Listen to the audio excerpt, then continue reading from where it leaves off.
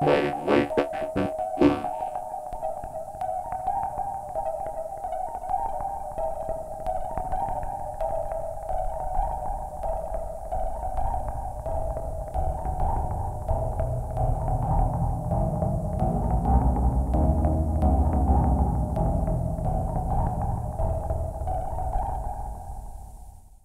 everyone, All Chain Bit here. I thought I'd give a quick behind the patches explanation of what just went on here.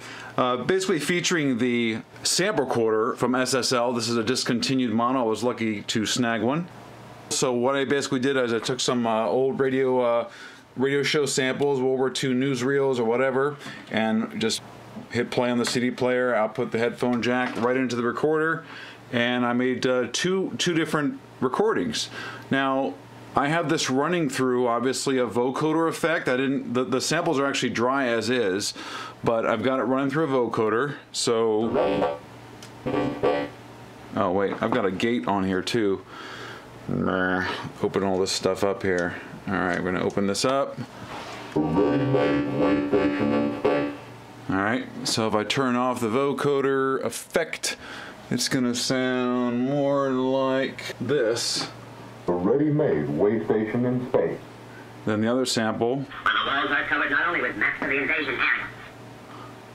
When the walls are covered not only with maps of the invasion area. Now the cool thing about this is, first of all, I have an LFO manipulating the CV pitch of that ever so slightly. I'm going through a mixer just so I can regulate that amount. So if I take it off completely. A ready-made way station in space. When the walls are covered not only with maps of the invasion area. But by adding just a little bit of triangle LFO, you get a slight warble, very slight curvature. A ready-made way station in space. Alright, I guess I was exaggerating there. When the walls are covered not only with maps of the invasion area. Just a little bit from the LFO. So that's what's going on there. And then just bring the effect back up just because I like to have it on. A ready-made way station in space. Alright, then I want to chop it up so it's not very legible or clear what they're saying. So I use this ADSR envelope, also from Synthetic Sound Labs, and it's a voltage controlled, so the release is kind of opening and closing, so you're hearing a little bit off and on. Off and on depending upon where the LFO is hitting. I just like hit a bunch of stuff, so it's probably not set exactly the way it was. But at any rate, now the cool part is it has a slight randomization in that this unit can only play one sample at a time, but I have a sequential switch that's deciding which one to trigger. You see, as it's fluctuating, I'm actually having it triggered by an LFO over here.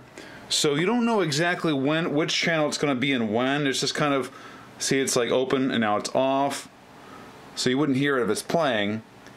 And then when it finally opens up, the trigger in the trigger sequencer down here, whether this happens to be fired, then it will trigger. So it's a lot of randomization, that way you're not hearing it over and over and over again too many times, and at the same time a slight randomization.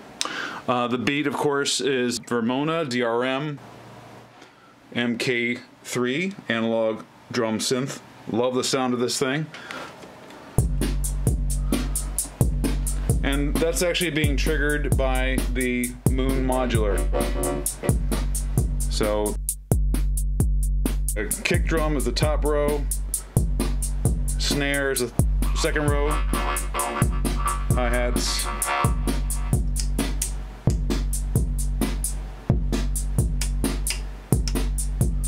And then this is what's triggering the voice samples.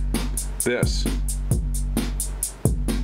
See, it's not working because this has to be open when that triggers.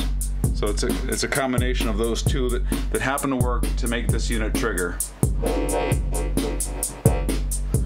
Then the other sound we had going on, this kind of sci-fi warbly sound thing, that's coming from the Morphing Terraria, which then goes through the MOTM 440 discrete OTA low-pass filter, which then goes into what's giving it that dreamy effect is the Blasted Research Time Machine module.